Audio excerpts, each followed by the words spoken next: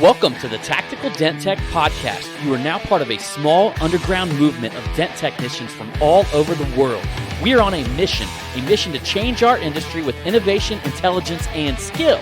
But because we don't rely on an insurance company to steer customers our way, we need to do things different. We need to do things smarter. We do that through a network of technicians that we call the Tactical Tech Movement. Now let's get this revolution started. Hey, what's up, everybody? John Hiley here with Angela Hiley in the Tactical Dent Tech Podcast. And this is the very first episode of a new year. We are currently, obviously, as you know, because you're listening to this podcast right now, but it is 2020. And I just wonder how many of you guys have already broken your New Year's resolution. We're just trying to figure out when the motherfuckers are going to get out of the gym and go back to wherever it is they do. Wherever they came from. Whatever it is they do. Because honestly, it's so funny. Nice, that's not nice. That's not nice. We shouldn't be. But like honestly, though, it's reality. It's truth. You know, I mean, New Year's resolutions come and go.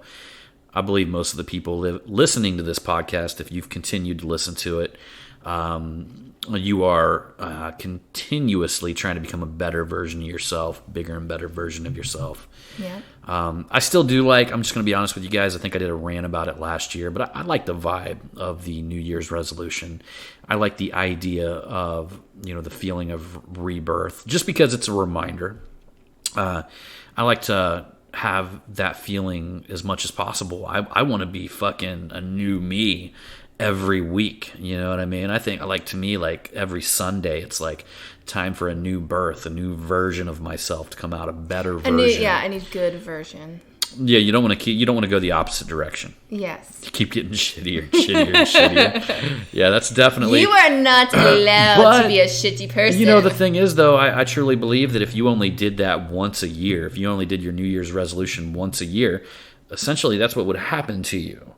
Because if that one time a year is the only time you're willing to put the effort into, having the idea of becoming a better version of yourself that next day, but you didn't continuously do that. You didn't continuously update that or maintain that feeling or, stay committed to that. Then ideally by the end of the year, you would just continuously, become shittier, a shittier version, because you're starting out at your best and you continuously get worse until the next year comes and then you do it over again.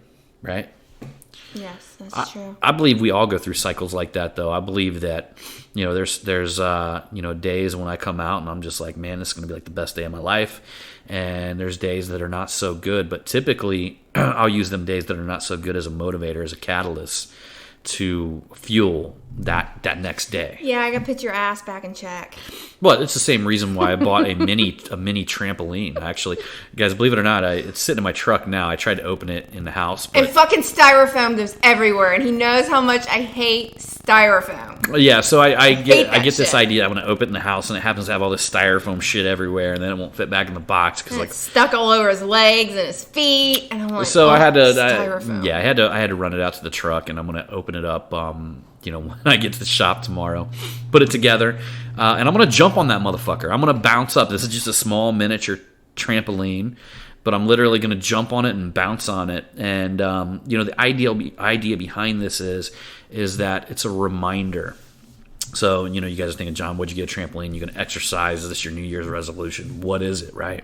Make sure you got that bar that can go across to it so he can give himself support. 'Cause he's got some bad knees. John's got bad knees, and I'm like, let's make sure we do this in a safe way for you to accomplish. Actually, the reason why I got that bar is because I want to do some athletics on it.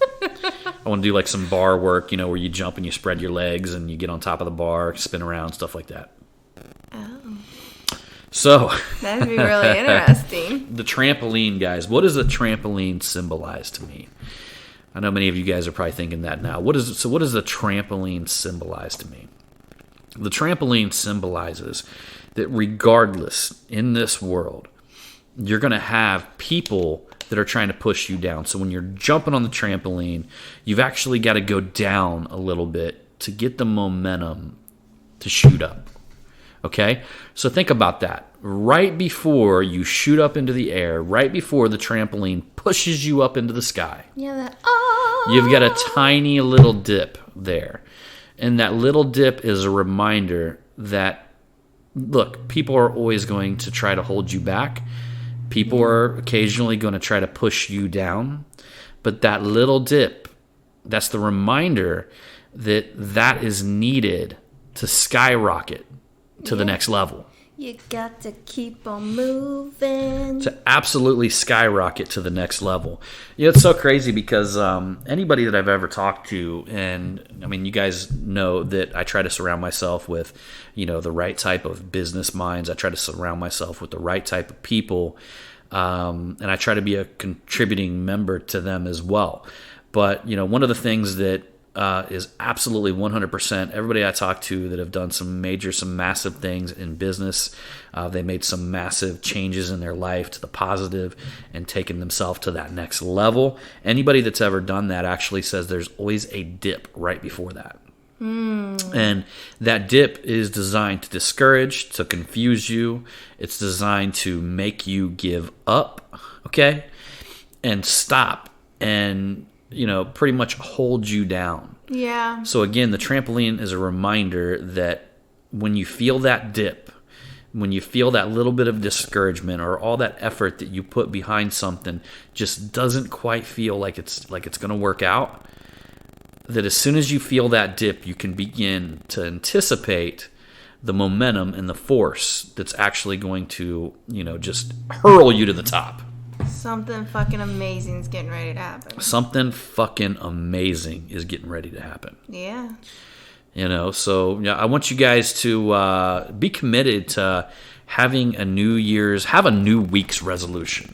There you go. You know, every Sunday, have a new week's resolution that, you know, you're going to do something that week that's going to make you become a bigger, better version of yourself. Yeah, and don't let anyone shit in your Wheaties. And if they do, just know that it has to happen so you can shoot to the next level. Go right back to my trampoline metaphor.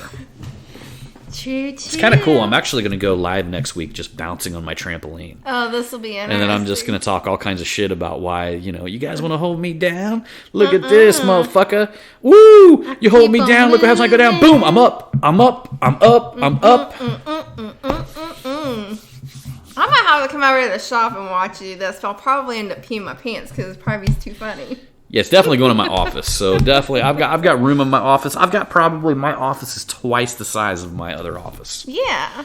And because we've got such a bigger location now, everything's spread out. So it, you know, I've either had to buy some furniture, I bought some new toolboxes. I've tried to recycle as much stuff that I had at the old location, but little by little, I'm trying to bring in new stuff, get in the new, get the old out, and hopefully I'll get some stuff done with the walls, because when we moved in, the walls were, I mean, look, they're painted nice, but it's like a yellow color. So eventually, we're gonna purge all of that, get rid of that, and Yeah. it's coming along. Mm-hmm. It's coming along. And anytime that I think I get a little bit of a moment of time happening, it seems like, you know, all kinds of shit happens. Like, for instance, I mean, what is this? The beginning of January, and I've got $7,000 worth of dent repair sitting over there. I need to work on. Yeah. And Because we are motherfucking money magnets. as you should be a motherfucking money magnet. Say, I am a money magnet. I am a money magnet. Oh, it's my new thing. That was like I was outside and I was outside picking up dog shit, and I looked down and there was a dime. I found a dime in the Pick yard. that motherfucker up. I picked it up and I said, I am a money magnet. Yeah. With my hands in the air and the sun was shining on me. So I recently read a book from T. Harv Eker. It's like a millionaire mindset book. And it's one of the things that he talks a lot about in the book is declarations, you know, feeling like a money magnet, opening yourself up to like be able to accept the abundance. Yeah. He actually makes a lot of good points, you know what I mean? A lot of good points, you know. Looks like my dog's in there rubbing her face in the carpet, but What are you doing? is she rubbing her face in the carpet? No, she's rolling around on her back having a heyday. Oh, wow. That's our pacemaker dog right Come here, there. baby. Give her I told you girl. that pacemaker. I mean, since she got that pacemaker installed, it's like they put a supercharger under the hood. Yeah, just making sure everything stays intact with her. Yo, that being said, guys, I will tell you, whatever you decide to focus on, you'll get more of it. So you guys want a really good book, check that out. That is T. Harv Eker, and I want to say it's Millionaire Mindset or something like that, but very, very good book. I love saying it because even when I get like a little down or like, maybe a little fear sets in or something or just a little iffy, I say, I am a money magnet. And it makes you feel good. And to be honest with you, that's like the best thing that you can possibly do if you tend to feel like a negative thought coming on. Actually, just went live on my, if you guys are friends with me on Facebook, I just went live on my Facebook wall. I was talking about specifically that, negative thoughts and how neurons that fire together will wire together and how you can actually combat. Like when a negative thought fires through your mind, you can actually fire back at it with a positive thought. And because a positive thought is literally scientifically proven to be 1,000 times stronger as far as the the electrical scale. So anytime something fires in your brain, like a little bit of electricity fires inside of there, almost like two little antennas with a little electrical lightning bolt in between of them actually fires. Yeah. And they've actually proven that when you have a positive thought, it fires like 100 times stronger than a negative thought. So if you can imagine a negative thought being this really weak light bulb that's like just flickering and barely, alive. Because the truth of it is, and then you can imagine a positive thought being a bright light bulb with a big old beam shooting beside, a strong fire comes from a positive thought. Yeah. I truly believe that negative thoughts are like viruses that we get, like a computer gets. Yeah, like our stomach virus we had recently. Like our stomach virus that we had recently, something like that, right? We both got it. But I'm not, like I'm not. I really think there's a fine line between being like one of them woohoo, everything's positive people, Yeah. to being somebody who just understands that thinking positive intentionally to serve your purpose is just something smart that you do. Yeah. I want you guys to think about that again, okay? Because I'm not here to, the world's a fucking savage place. Shit gets ripped apart. Absolutely. People die. There's all kinds of crazy shit that happens in this world. But currently, right now, in my mission, in my life, whatever, we decide to do, whatever mission that we have, you want to fill your mind with things that will actually serve that mission intentionally. Because the truth of the matter is, things are only defined by the meaning that we give it, right? So we can choose. We can choose the meaning that we give everything. Correct. And that's why when you intentionally do that, you don't walk around all gooey, let people take advantage of you, think the whole world's jolly dolly lollipop all the time, like one of them real goofy people. That like you could just see him coming a mile away, like smiling like Tom Cruise, jumping up and down on the couch type shit, Like, you love using that. Right, but you know what I mean? There's a difference between that type of positive thinker and then somebody who's just intelligent enough to fill their mind with thoughts that serve them and serve their purpose. Yeah. So I just thought I'd point that out because there's, people are like, well, I got to be one of them woohoo positive people, all gooey and, around people and, weird. And you don't have to be that person. Don't be that person. No. In fact, I think some people sometimes are scared when they're around me. Because I can go from being the life of the party to being like extremely intense, extremely intense. I was telling John, we were at Target and we were like walking out and I was like, it's really hard to be married to like a man that's like you. Like for real, because like you're so intense and you're so like driven and you got all this stuff going on in your head and you got all this stuff going on around you. And the funny thing is she only hears about 10% of what I'm thinking. Yeah, which is good because I'm not like, I'm polar opposite, I'm more like, not like John, but I was just... Well, see, I want to do things that scare the shit out of me. Like, I want risk. Like, I'm always looking for risk. Yeah. And I'm always looking for scary situations, and I'm just scary situations. I'm looking for that kind of stuff because I have so much faith that it'll always work out in my favor. Oh, I know. And you have your mentality, but I hate this fucking phone. I always get these, wonderful spam calls, but no, it is. It's kind of it's challenging to be married now, to a man that was like not you. very positive. I think you need to rewire it like, I love that you serve me, phone. I do. But at this moment, I fucking hate you. But it is. I'm sure probably a lot of women would probably agree that are married to men like you. Yeah. It's not. It's very rewarding, and you definitely have a lot of love that you give to me, but it can be, it's a lot of work. It's a lot of work. Yeah. I think you would agree with that. Yeah. And I at least want to read part of this post right here because this is a dude that I follow on Instagram. I've had a few little chats with him and stuff like that, back and forth like in Messenger and stuff like that. But dude's name is Sean Whalen, and really interesting character. He's, he triggers a ton of people, and but a lot of his stuff. He's probably one of the better copywriters that I've actually read, and I would probably guess because the type of stuff that he's writing, I'm actually into it, so it fuels me a little bit, and that's probably why I'm a little bit biased on his copywriting. But in general, dude is a phenomenal writer. And every now and then I will, because I follow him as well, every now and then John pointed this one out, but I'll run across one and I'm like, I really like this. Yeah, and we were just talking about, as she said, she has hated her fucking phone. But I want to talk about this a little bit because, I want people to understand what, in a sense, if you're out there, you're pushing hate, you're being a hater, and I don't think a lot of you on this podcast are doing this, but maybe you have somebody that's a hater because you're doing so well, you're doing things so great.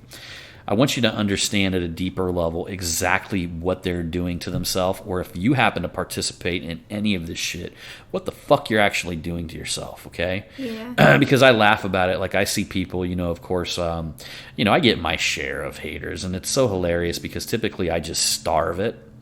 I won't give it any of my time or any of my energy because I actually believe that I'm so far above a person that would spend their time. Like, I truly believe that I'm at such a higher level than a person that would spend their time hating on another person that it's almost like they're little fucking peons and it's not worth my time. Yep. So because the problem is, you guys have heard this whenever you were kids, don't allow anybody to bring you down to their level. And that's the thing.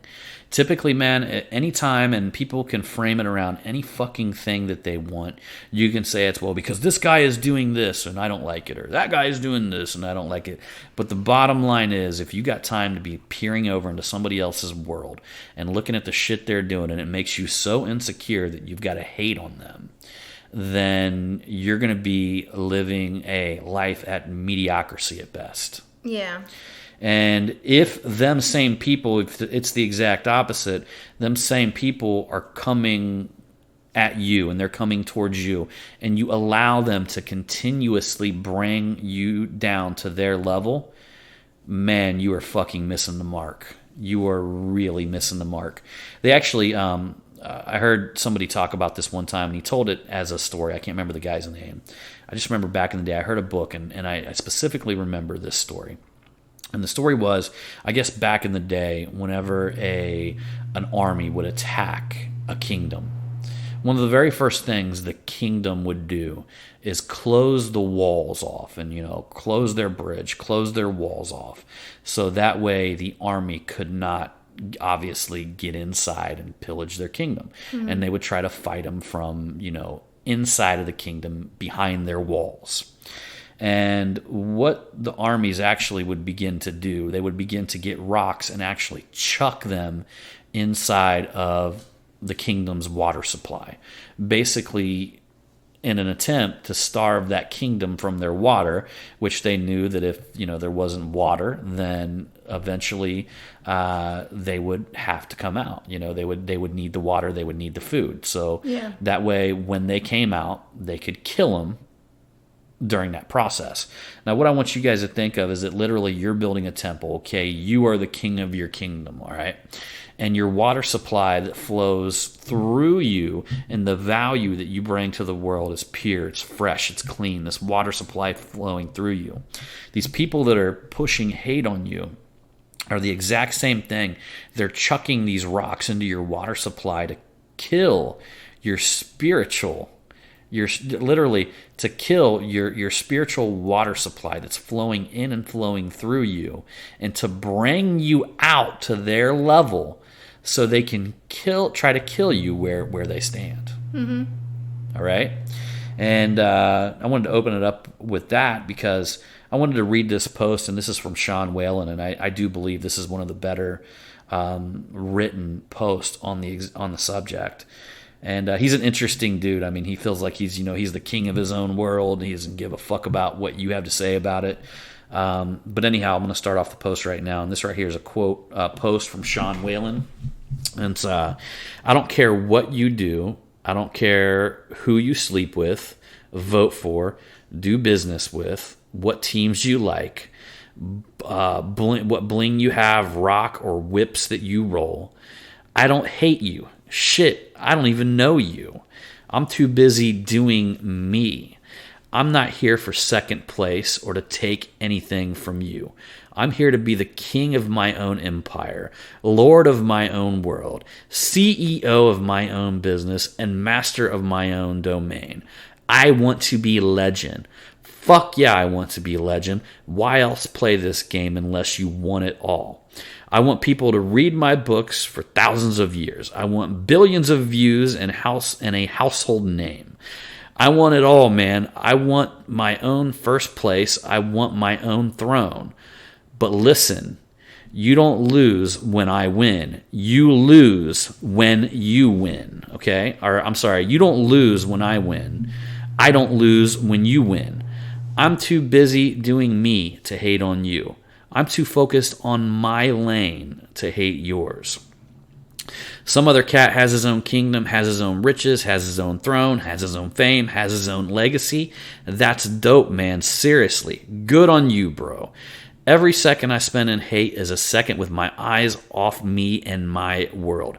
Every second you spend in hate while looking at me or him or her is a loss for you and irrelevant to me.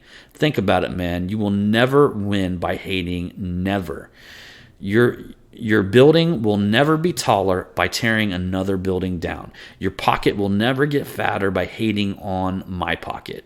Your ride will never be faster by hating on what I drive. Somehow people have been led to believe that talking shit and hating will help them win. I'm here to tell you that you've been lied to. Hate is the fastest place to being broke, angry, and irrelevant. I'm too busy smiling to hate. I'm too busy loving to hate. I'm too busy building to hate. You don't like me, don't agree with me, or my businesses, or endorse me, I'm still going to go out and crush life. For me to sit on my throne and go to the moon. But one thing I'm sure, the second you start hating, man, your entire world will crumble. Little by little, brick by brick. When you focus on your kingdom and your throne, you don't have time to hate others. Hate is for pauperous man. Don't be a pauper man. Be a fucking king. Oh, I like that. I so like that. Think about some of that shit on the deepest level. Mm-hmm. If you hate the car somebody drives, is that going to make your fucking car faster? No. You know? And the truth of the matter is, the way the world works, whatever you hate on. So, generally, the world, energy, everything around you, including your own mind, is going to try to protect you from what you hate or you're actually afraid of. So the moment you tell people, the moment that you feel, man, I hate this motherfucker because he's got all this money, the only thing that your brain, your subconscious actually understands in that statement is, I hate money. Yeah. And because of that, it'll secretly try to sabotage any chances that you'll have of actually gaining, getting, and being your fucking own. Mm-hmm. I was sitting with a very wise man and working with him. And we were talking about some things, and he was kind of like, hinting around and asking me about, this person and that person. And I told him, man, I'm like, you know what, man? I'm like, I got my own series of people that probably dislike what I do. But I looked at him and said, man, I'm just going to be honest with you. I said, I just wish them the best. Mm-hmm. They've got kids, they've got families, they've got things that they've got to take care of. And he immediately dropped everything that he was talking about, looked at me, and he said, man, he said, now I know you're ready to go to the next level. He said, what you said right there, now I know that you're ready to go to the next level. Yeah. The truth of the matter is, and not to mention literally, the moment that you begin to hate what somebody else is doing, and I don't give a fuck if this is your competitor and they're out there crushing it right in front of you. The moment that you begin to hate them, you take yourself out of the creative mind to actually do something with your own shit. Mm-hmm. You have to decide that you're going to focus on your own world and you're going to build your own empire, and then you're going to do it your way, and then you're going to put all that you have on it, because that hate that you're pushing out into the world or the universe is just a fucking excuse to be a loser. Mm-hmm. Period. Mm-hmm. It's just an excuse to be a loser. People can frame it any way that they like. They can say it any way that they want. But the bottom line is, that's just, and here's the interesting thing. By you focusing on your life, your business, your achievements, by you doing your thing and wishing well upon others, like legitimately wishing well upon others, you can't affect the way that they think. I mean, there could be some guy across town absolutely hating all the shit that you're doing. But you know what? That's not your problem anymore. No. Because you're focusing on you. You're doing your thing. You're wishing them the best. They, on the other hand, could be secretly sabotaging their chance to even fucking compete. That you're playing in the big leagues. They're playing in the fucking minors if they're hating on you for developing, creating, building, and strengthening your own empire, the things that you're doing, mm-hmm. the life that you're living. And then above and beyond that, from the outside looking in, what would you rather, for instance, I know maybe a lot of you guys got kids and stuff like that. What would you want your children to see you doing? Would it be a good example to tell your children, hey, we're not making money right now because so-and-so is doing this and they're doing that and they're taking all the bit, would you rather be that kind of person, or would you rather actually show them an individual that rises to the occasion? Would you rather teach them that you're an individual that works to become the best version of yourself on a daily basis? And I actually heard a saying, because, is it going to be hard? Of course it's going to be hard. But I actually just heard something recently. It's an amazing quote. I don't even know who quoted it, but I heard this recently, a book that I was listening to. And it said, an easy life is a hard life to live. A challenging life is an easy life to live. So when you wake up every day challenging yourself and with the desire and the strength to go to another level, and you're becoming a bigger and better version of yourself each and every day, mm-hmm. that's an easy life to live, because you feel accomplished. You feel that strength. You're shining your light on the world, unconsciously unlocking other people to do the same. And if you want to be an example, to your community, you want to be an example to your family, you want to be an example to your kids, that is the one way, because you can talk all the shit that you want, because kids aren't going to listen to it at all. Especially if you want to get to the point of being an example for your children, you can talk all the shit that you want, and they're not going to listen to it. They're actually going to watch and look at your actions. I remember when I was a kid, I had a friend that was, we're probably 12, 13 years old, and we're out smoking cigarettes and shit like that, right? And you know what I mean? We're literally smoking cigarettes at that age. So cool. Right? But yeah, but here's the funny thing. Where do you think we got them? We got them from our parents. Okay? His dad had this huge issue with him smoking, and he would smell him down. I mean, all kinds of shit. And, Ryan didn't give a flying fuck. He smoked regardless because his dad smoked. Yeah. And he said, fuck that. He smokes 3 packs a day. And he wants me to quit smoking? Yeah. It's the same thing, man. You lead by example. Yeah. And you want to make your highest contribution to this world, you start focusing on becoming the best version of yourself. That's the best way that you can teach other people, is absolutely 100% by leading by example. And I'll tell you what, man, there's no room for hating on other people. There's no room for hating on other people while you're living by that example. That's right. That's right, Daddy. So that's so right. Well, and I know because I've been on both sides of the spectrum. I know, me too.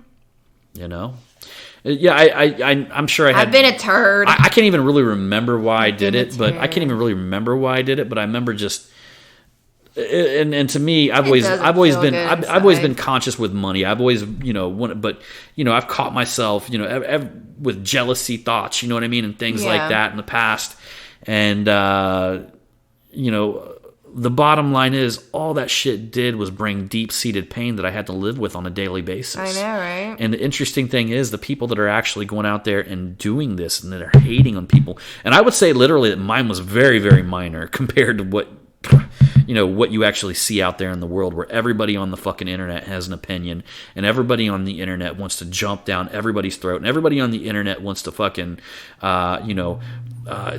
push their opinion on other people. Everybody on the internet wants to argue. Everybody on the internet wants to fucking hate. You know what I mean? And I would say mine would have been a very, very minor case of that. But I understand in a deep-seated way exactly how any time that I had ever held any hate in my heart or in my mind's eye for anybody else, how that affected me, how that changed my energy, and how that pushed me off the productive plane and put me in an area of feeling like shit, basically. It's a self-fulfilling prophecy. Look, no thought is ever going to live in your mind rent-free. That's right. Regardless, you're going to be... Say that again. No thought is going to live in your mind rent-free. Mm-hmm. Yeah. So... But yeah, that's just something I wanted to talk to you guys about here on the Tactical Dent Tech Podcast. Haven't went on many rants lately, so I thought starting off the new year, I would start it off with on a positive note. Yeah. And I know many of you guys who listen to this podcast. I mean, I know a lot of you guys. I mean, I've ran into all of you guys. Y'all are good people. I mean, you guys are smart. You guys are individuals who want to take yourself and your business to that next level. And I truly believe there's probably not even a whole lot of hate on this podcast. I still believe there's probably the few people on here that are just waiting for me to fuck up. Oh, of course. They think I'm going to get on here and maybe wait a minute, say some shit that I know, that right? I can't take back. Or I know, right? So I just posted something on Instagram. That's so funny that you just said that, though. It says, someone is out there holding their breath, waiting for you to fail. Make sure they suffocate. What's that other thing you showed me? You screenshotted earlier. That other quote that was funny. Oh, I haven't stuck that on Instagram yet. It is. This is kind of hilarious. So it's just two normal looking people, and they're standing there looking at each other. Her, I'm a model on Instagram. What about you? Him, I'm a soldier on Call of Duty. Is that the one you were talking about? Yeah. It's so interesting that you kind of said that because, I didn't even mention to everybody, guys. I am actually writing a book.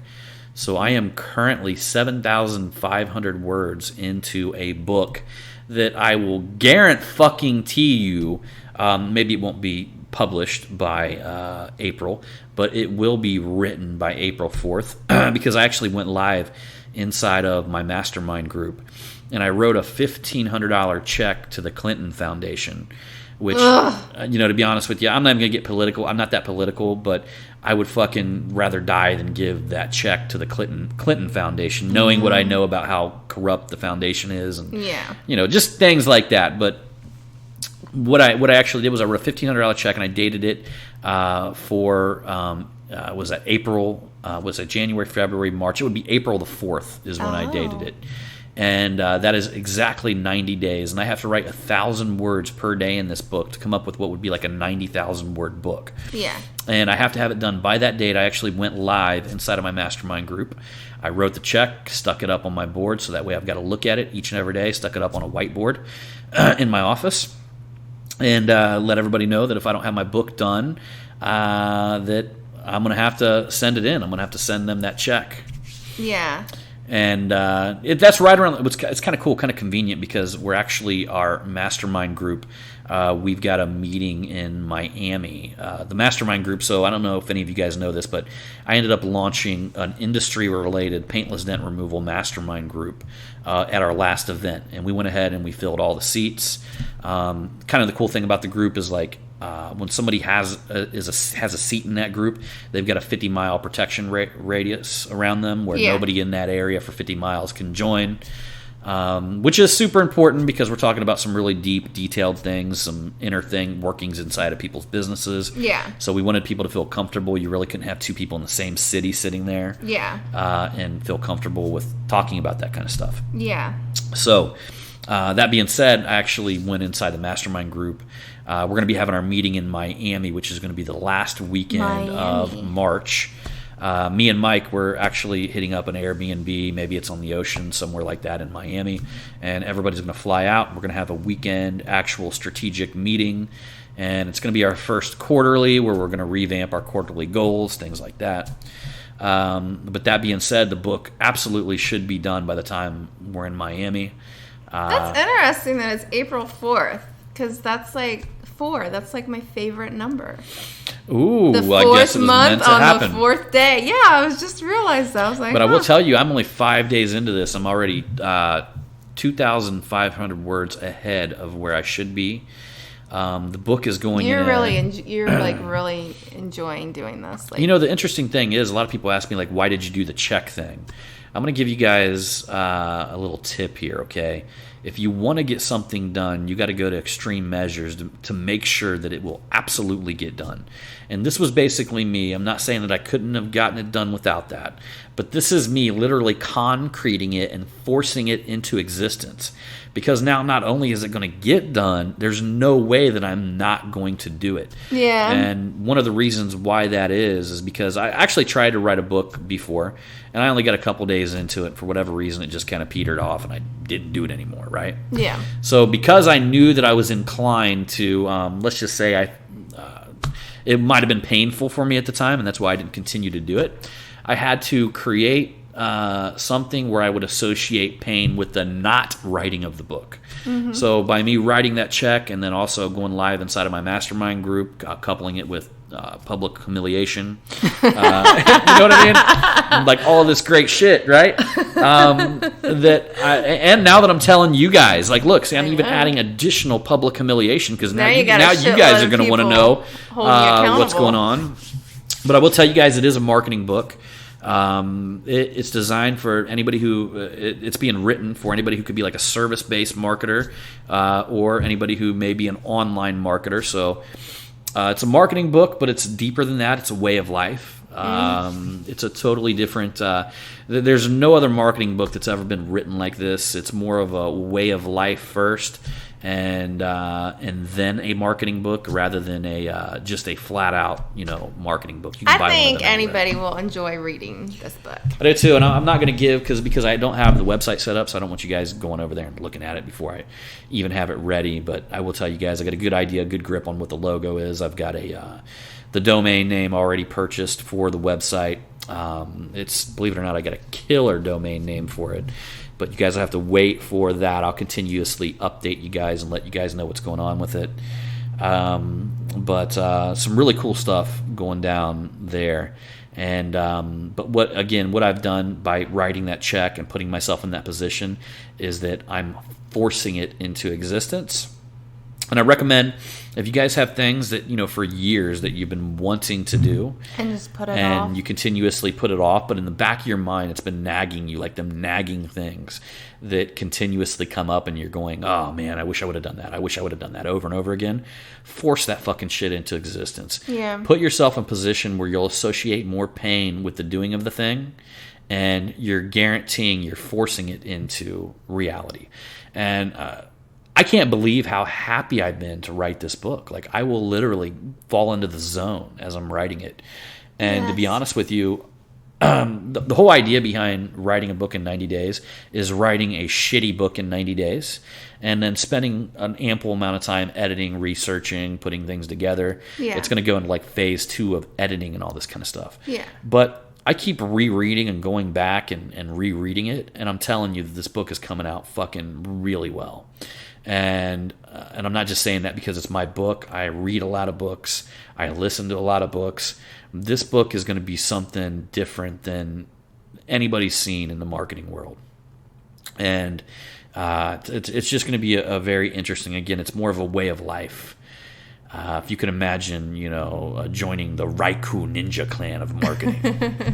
Well, I already know you're going to do it because I'm going to make sure you do it. Well, I have to do it. I know you have to do it, but I'd be on your ass. She was all sketched out when I first told her about the whole check thing. No, don't do it. But now you get it, right? No, I totally get it. I get it. Man, I'll tell you guys, that's just some of the things you got to understand. And some of that is just coming back to being self-aware, to understanding yourself. Like, I knew that I tried it once.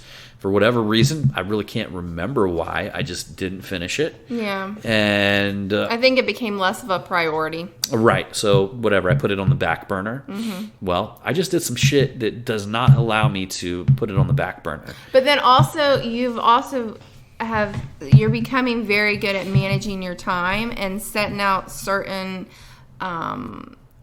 slots of time to where you're going to be focusing on this for an hour, or doing this for an hour, or doing that. So you've gotten a lot better at that compared to before. Yeah. So definitely getting better at that kind of stuff. But that being said, the original thing that we were going to talk about on this, I know the podcast actually kind of went completely different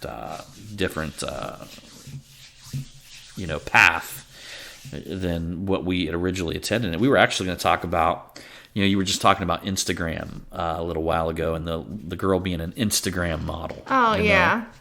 And something actually was reading in Harv Ecker's book that was pretty interesting to me is that he actually talked about people who essentially they do the whole social media thing just for as much attention as they can possibly get. Right. Yeah. So they're doing it like their intent is to just get as much attention as possible on themselves. And one of the most interesting things that Harv Eker was talking about in the Millionaire book was that the reason why people seek attention is because they confuse it with love. And the reason why people will not be fulfilled by the attention that they get, they'll never have that fulfillment of the intention they get, is because they're seeking something that isn't there. Yeah, that's true. And one of the interesting things that I had came to realize is that the more passion, the more energy, the more love that you put into something that you put out into the world, and you actually, when you do it with the intent of helping people and making them better, and at the very, letting them see your changes, your light, when you're sharing your stories to actually help them, you will begin to receive that love. Yeah. Because you're really pushing that love out into the world. But when you do things with the intent of just being shallow and being kind of like greedy and taking from the world, and I want to do this just so I can see how many likes that I can get and all this kind of stuff, right? Yeah. You'll actually never be fulfilled because you're confusing that with the need for love. No, absolutely. So, Interesting thing there, huh? I know. That's at the top of the pyramid. Self-actualization right there. Right? Mm-hmm. So, anyhow, guys, I hope you enjoyed this Tactical Dent Tech podcast. Hey, what's your new tagline, baby? My new tagline is, "You are a moneymaker." A money magnet? Oh, money magnet. I thought it was your vibe is your tribe. Wait a minute, I've been going around saying I'm a money maker, right? No, I'm a money magnet. You are a money magnet. I am a money magnet.